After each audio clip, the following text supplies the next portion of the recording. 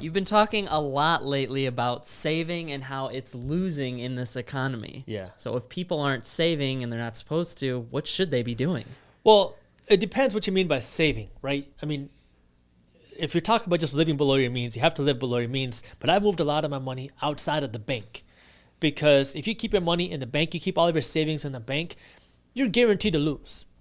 2021 inflation is somewhere in the range of 5 to 7% is what we saw in 2021, depending on which reports you look at. And these are just the reported numbers. The actual numbers are higher than that. Like if you wanted to buy a home in 2021, you saw 20% inflation between 2020 and 2021. If you wanted to rent a new home in 2021, you saw 12, 13, 14% inflation.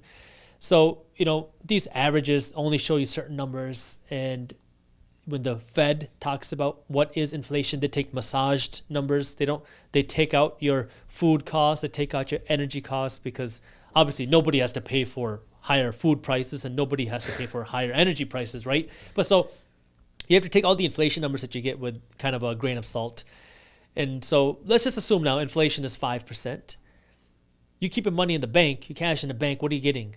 0.01%, maybe 0.1%. Maybe if you move it to a high interest account, you're getting 0.5%.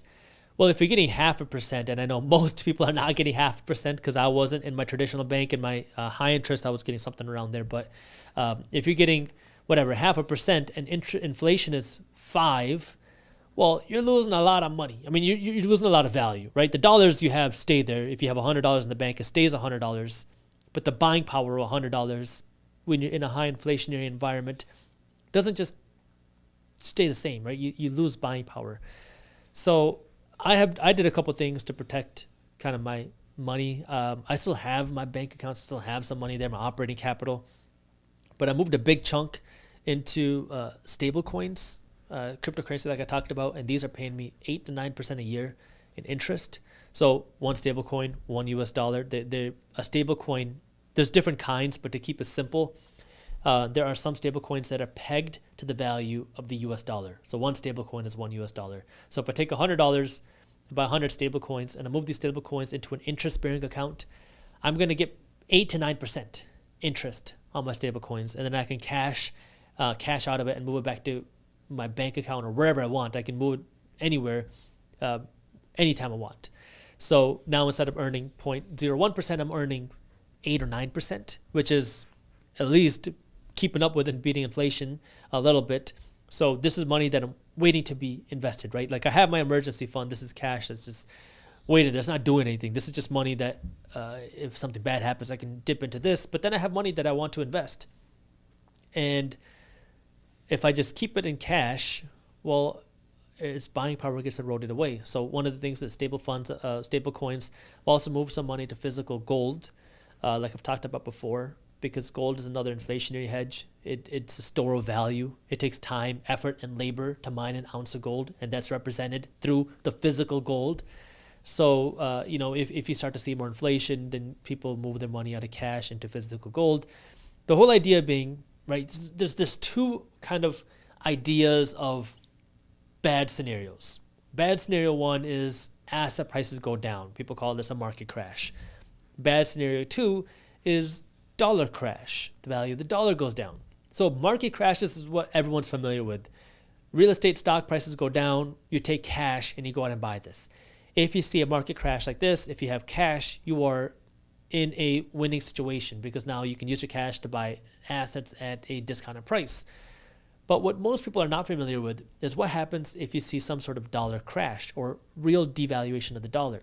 So, if you see a lot of inflation, well, what does that mean? It means you're inflating the monetary supply, which causes the value of the dollar to go down. Now, if you see a lot of deflation of the value of the dollar, if you see a lot of, well, it's not deflation, it's if you see a lot of inflation, so the value of the dollar goes down. But what happens then? Well, if your value of your dollar goes down, this can make the price of assets actually go up because now you need more dollars to buy stocks. You need more dollars to buy real estate just because relative to the value of the dollar, these have gone higher. So even though like a company might not be producing more value, might not be producing more profit relative to the dollar, stock prices might go up, real estate prices might go up. So you see that with inflation, right? We saw that happen all throughout 2021. Even if companies weren't making more money, even in 2020, between 2020 and 2021, even if companies weren't making more money, you saw their stock prices rise like crazy. Why? Inflation, right? There's more dollars out there. The dollars flow into the assets. People get free money, or people get more dollars, and then they take it and they go spend it at companies. So more money flows to the top. Anytime you see more inflation, it creates a bigger wealth gap between the rich and the poor, because what's happening? The middle class and the poor are saving dollars. And as you see more inflation, your dollars can't buy you as many groceries, they can't buy you as nice of a home, they can't buy you as much stuff. But also, it becomes harder for you to invest in assets. Stocks are more expensive. Real estate is more expensive. And so even cryptocurrency, right? You saw a boom in Bitcoin and crypto prices in 2021.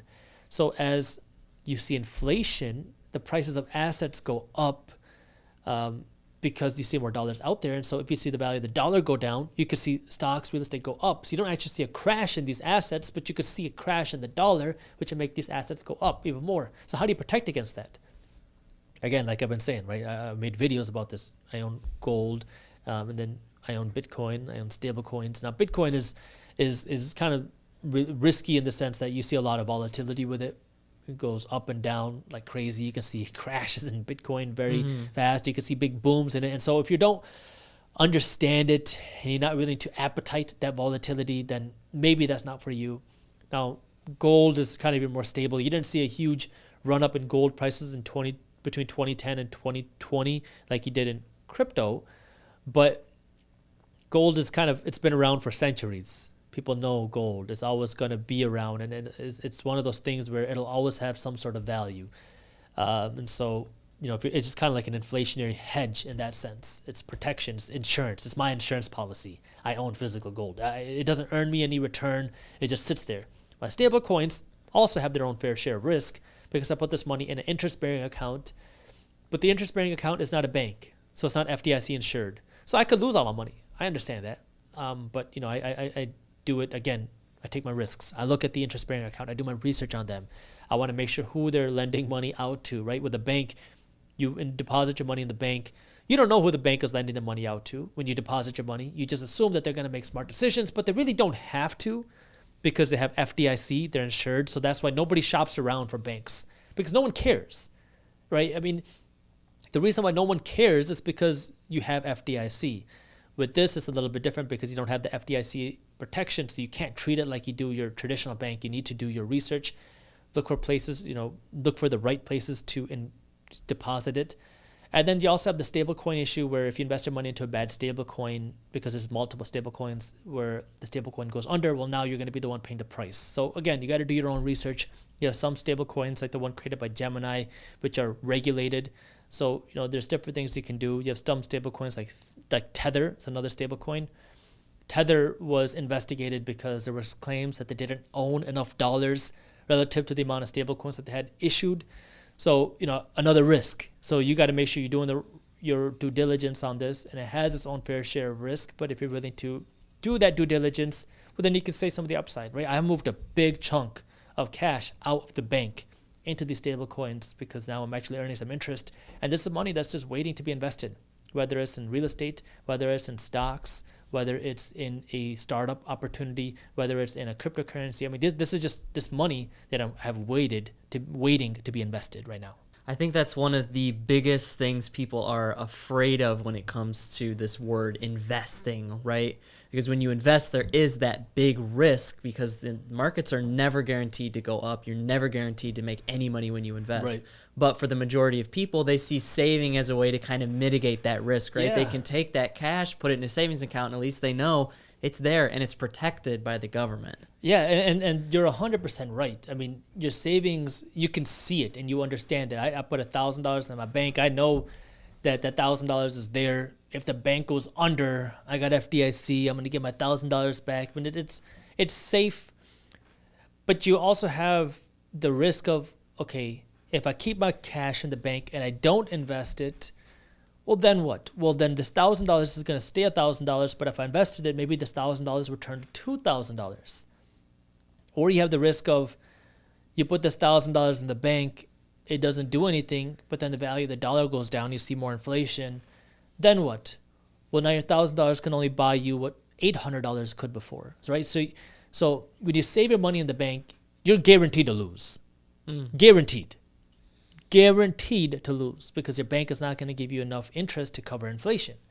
So saving your money in the bank, while it is safer, is a guaranteed loss.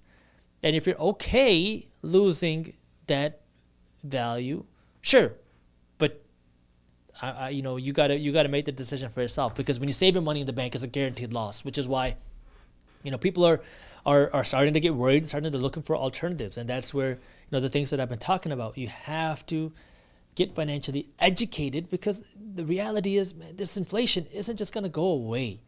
The prices of things are not just suddenly going to drop. Sure, you might see the prices of some things go down because companies overproduced in 2021 or 2022 rather. They're overproducing, and so they made all these orders. Demand goes down. They have a bigger supply. You can see the prices of some things drop, but the cost to produce these products is not going to just suddenly go away.